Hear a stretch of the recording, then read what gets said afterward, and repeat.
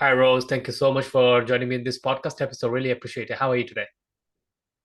I'm pretty good today. So, Yeah, and Happy New Year to you. It's my first podcast in 2023 and super excited for starting a new year.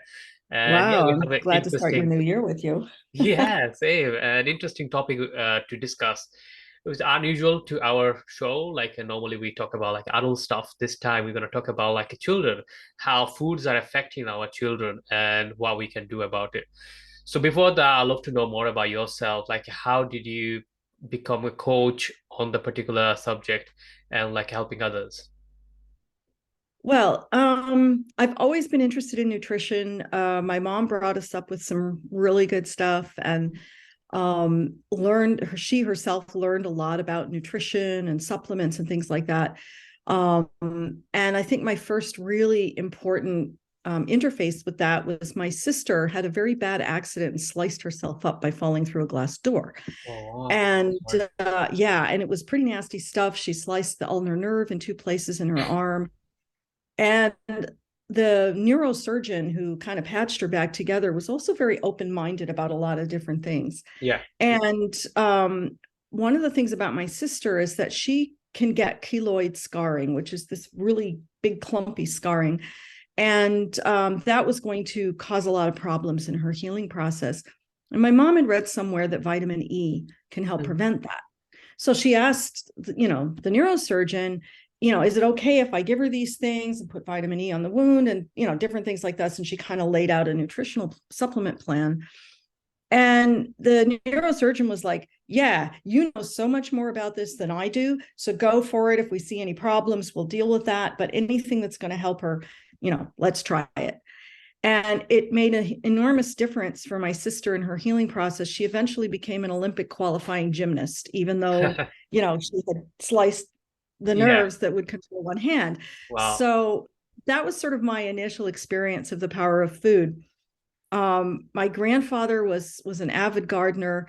My great grandmother raised chickens. We were always out in the woods playing, all that kind of stuff. So for me, nature and food was natural. And gradually, I started just taking courses and workshops and things like that, learning through doing, and then eventually got a Bachelor of Science degree with honors, as well as some master's degree work, and working, clinically with people and starting to do workshops. Mhm. Yeah, that's great. So interesting story like you had like where you become who you are today because of the event happened with your sister, and that's incredible. So right now you're working with like families and children to get the right nutrition. And so right now we've seen even our families, in my families I see children being given fast food in the evening meal.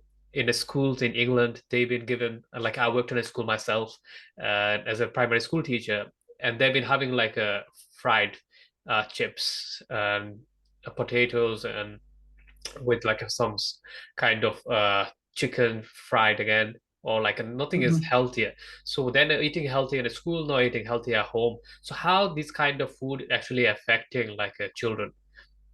Okay, it has a tremendous effect, and you might have heard of Jamie Oliver and his Yeah, his program, Jamie Oliver's School Dinners. He yeah, actually demonstrated by what he did both the negative and the positive effects of changing diet. So they reduce truancy and all kinds of things by just changing diet. What happens when kids don't get the right balance of nutrients, particularly things that affect their blood sugar, is it affects their behavior. And not getting, for instance, the right fatty acids keeps your brain from processing information properly. yeah. If you have big blood sugar swings, your brain runs on glucose. Mm, So if you're getting bombed with glucose and then all of a sudden this big crash of glucose, your brain ain't going to work.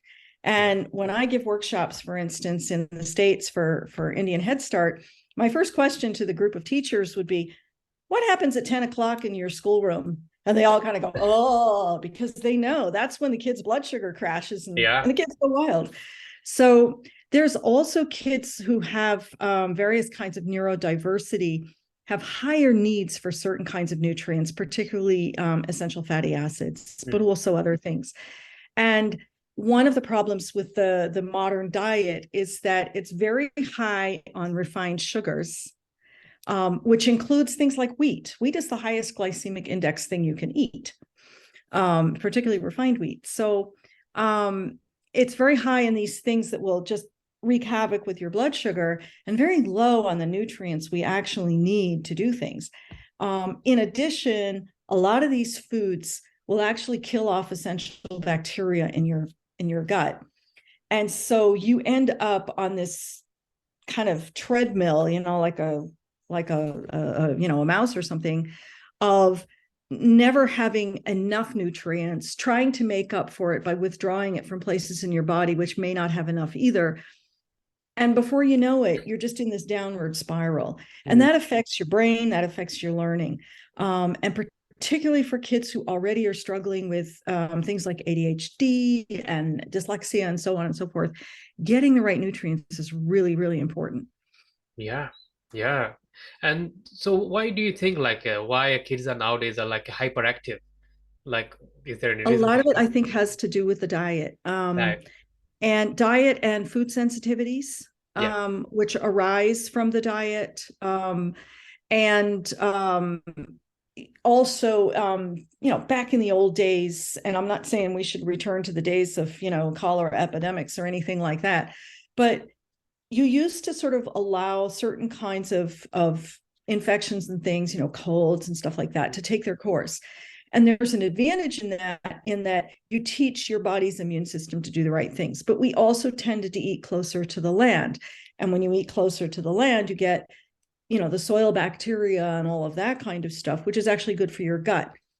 When we raise animals, for example, in these big, commercial places where no human ever even sets foot, you wipe out all of those beneficial things. Yeah. And you create conditions for all kinds of diseases. And again, that affects a child, because a child is very small and these influences are very, very big. And it just kind of takes over their system, which is trying to develop properly. And when we bombard kids with pharmaceutical medications that maybe really aren't needed, that maybe a bit of love, some chicken soup and stuff would do the job. Right. We're killing off the system that's going to support them through everything. Yeah. And so, letting kids play in the dirt, for instance, I mean, as long as it's not full of toxic chemicals, is actually really good for kids. It's good for their immune systems. It prevents things like asthma and stuff like that. There's some real benefits to things like that. Letting kids kind of go through the cycle of colds. Yeah. A kid who has a reasonably healthy immune system to start with is not going to have a problem with that. It's simple things that we can do, but the most important thing is just proper food, cooked at home, served with love. Is it really? Food is medicine in those cases. Yeah. So what type of like foods do you think are like healthy food consideration? A lot of people frying in the oil and like a less oil, and they say like this is a healthy food, but it's not like actually the healthy version of it. And right now, Yeah. like lots of chefs, even though like they on a YouTube or like on the TV shows, they go, this is a healthy meal. But when you look at the calories and look at through like the way they're processing it, there's nothing healthy about it. So with your definition, what is actually healthy meal, which actually helps our body healing or like keeping our health healthy?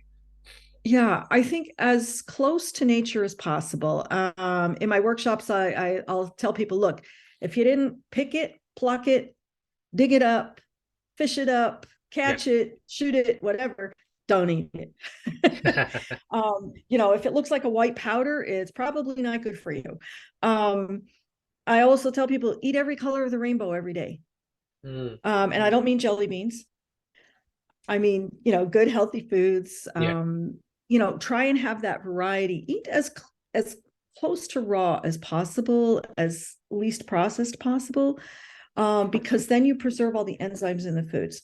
Now, kids who are not used to eating, good foods, they're used to eating highly processed foods that are very salty and very sweet. They literally lose the taste buds off of their tongues. Yeah. And so when they eat something that's not salty or sweet, it tastes bad. So you True. have to slowly regrow those taste buds so they can literally taste things. And that's a slow process. You have to have patience.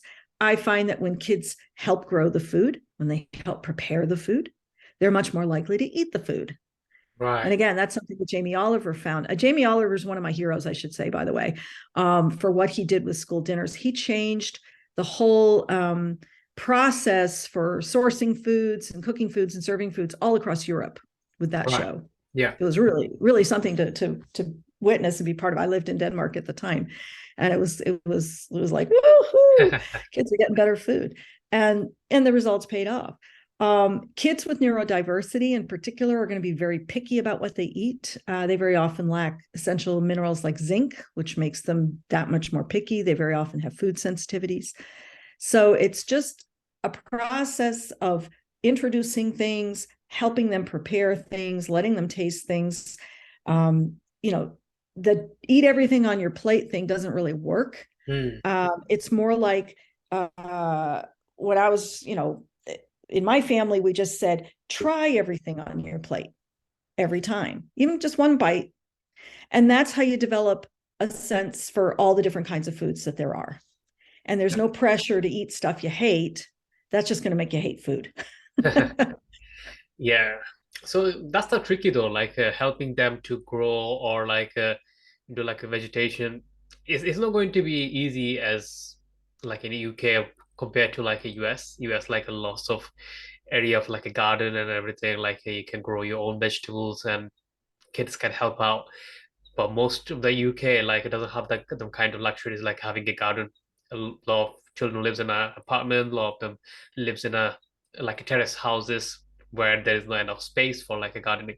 So what are them alternative like do you think like they can do in terms of like a growing or like a vegetation or like do you prefer like buying it from grocery shops and taking them shops? Yeah, and you have problems with food deserts as well. Yeah. Where certain neighborhoods they just don't have much in the way of food stores. Um, where there's a will, there's a way. Interesting fact about the UK, about England during World War II. At the start of World War II, the England imported 90% of their food. Yeah. By the end of World War II, they were growing and producing 90% of their own food. Mm. And the health and the longevity and everything, other than soldiers being killed in the war, just went through the roof. Fantastic, in a positive way. And people were growing everywhere they could, on balconies, on the verges, on, next to sidewalks, in containers, and so on. Yeah. In 1 square meter, you can grow enough vegetables and some fruits for a family of 4. Right. It's all how you do it. And get together with others. Churches always have land around them. Mm. Organize with your local church or your temple or whatever, to grow food there as a community thing. Okay. Um, and a great example of this is in Detroit. You Yeah. think of Detroit as like there's no land. Well, they found a patch that was kind of, didn't have any housing or anything on it. It was about between 2 and 3 acres, I think 2.5 acres. And they've started a community garden there that feeds 2,500 people. Wow. Yeah. It's all how you do it. And it's a communal effort. Mm. So get with your neighbors. I know neighborhoods where each person will grow a particular kind of, fruit or vegetable, and then they trade around. Yeah. So everybody gets a little bit of everything. That's one way to do it. Find places. Schoolyards are great. There's always a patch, Yeah. where the cricket balls aren't whipping through, where you can grow food. And the kids learn to grow food. They grow that food, they prepare it themselves, they eat it. Mm. So, and it's about, digging in the dirt and getting close to the land and knowing where your food comes from. Right. Yeah. And another tricky thing, like getting them to like help you in the kitchen or preparing the food, because oftentimes they come from a school, they busy with the tablet or like a computer or like a TV, they're watching the show, they don't want to help out, they don't want to listen. So what's the best way to like bringing them in emotion, like where they helping out their parents, their mom or dad, or like whoever they live with, and preparing their own meal or like doing something at least. I think part of it is just, as soon as as soon as they can pretty much toddle into the kitchen, they can help. Right. And you teach them the safety things. So at a Yeah. very early age, my daughter was helping out when she was 2. Oh. Just because it was fun. I mean, she Yeah. wasn't necessarily very helpful at 2, but she was helping in quotes. Yeah. Yeah. Um, and then when she was a little older, um, we would like designate parts of the meal. Okay, you do the salad. Any kid can do a salad. How about you decide what to put in the salad dressing and then you can shake the bottle. Kids love to shake bottles. Yeah. Figure out something that's fun for them. You can start with baking cookies. Anything that kind of gets them involved, they're going to want to prefer to have that time with you, and make sure it's really non-judgmental. I mean, if their gingerbread cookies look like monsters, that's great. We're going to have cookie monsters. Yeah. Just let it be fun. My daughter really learned how to cook when we decided for the 4 Sundays before Advent, we would have a special Sunday meal. And each of us, my husband and me and her, would each cook one course of a 3-course dinner. We made it really special. So she had to figure out a recipe and then make it. And each Sunday of the first 3 Sundays, one would do the starter, one would do the dessert, one would do the middle. And of course, we always knew what she was cooking because, even though we were supposed to keep it secret, she said, Yeah. Mom, where's but she loved that. She was important. And I think when you make kids important in the cooking process, and when you have fun with them, and it's a time to check in about what did they do in school today, kind of things, all of a sudden being in the kitchen becomes a wonderful thing. Yeah. And then they eat better. Yeah, definitely. That totally makes sense. Like if you start the process early age, then they obviously develop the skills. So when you like they're 11, 12, and you forcing them to doing certain things, it's not going to be that easy. It's not impossible, but it's not going to be easy. But when you teach them No, from make age it two, fun. three, yeah, yeah, Yeah. age 2, 3, then obviously they love doing this and they wants to help you out. They get excited to do their own thing, and it's like a Yeah. brainwashing them from very, very early age. It's a brainwashing, definitely, like in a good way. Yeah. So And I think it's a family building thing too. yeah, yeah. Just like growing food is a community building thing. Hmm. I mean, we didn't survive all of these, millions of years by going it alone. No. We had to work together to hunt food, to grow food, to gather food. It was a communal activity and everybody got involved from a very early age. And if we do that, we'll have a little less yen. I mean, by all means, go to McDonald's for a treat. I Yeah. haven't been to McDonald's in years because it tastes awful. Sorry, McDonald's, but Yeah. when you're used to really good home cooked food, and your beef comes from from the grasslands, it's a whole different thing. And so I think do it as a family, do Yeah. it as fun. You don't have to do it every day, but just say, okay, Sunday dinner, can you help with the starter? Can you help with the dessert? Let's make a fancy dessert. Let's look up a recipe together. And this is a great way also for parents who don't know how to cook very well to get into that, to learn a Yeah. few recipes. Their kids learn a few recipes, and before you know it, you've got a recipe book that the whole family knows. Yeah, totally. Totally. So yeah, Rose, we're coming to the end of this podcast. It's been a great pleasure having you. And yeah, thank you for sharing the valuable lessons. So those who's interested and learn to more about like the process works and everything in details, where's the best place to find you or learn more about you and your work? Well, I am not a full-time practicing nutritionist anymore, but I can be reached. Do you have a place to post an email Yeah. that people can contact me directly? So I will give that to you, and then you can put it on your website. And there's also lots of other places to look. By all means, get the Jamie Oliver's School Dinners series. You can buy that pretty cheap. And that's a tremendous introduction to food and how it affects kids and all of that kind of stuff. Once you start looking, you'll be amazed at how much information there is. But by all means, email me. I'm always happy to refer people to good sources, answer questions, make suggestions, just like we were doing before we Yeah. started recording, for health and help themselves, because I think that when people are motivated to take care of themselves, and do their own research, they're going to do much, much better.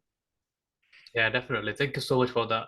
So I wish you best of luck with your career and your personal life, and have a wonderful Thank new you. year. And yeah, thanks for coming today. All righty. Thank you. You're most welcome. That's a wrap, guys. Thank you so much for listening to this podcast episode. I hope you guys enjoyed it and got some value from it, and you can implement it in your personal life so your kids can have healthy meals and they can be healthy as well. So until then, I'll talk to you in the next episode. Take care.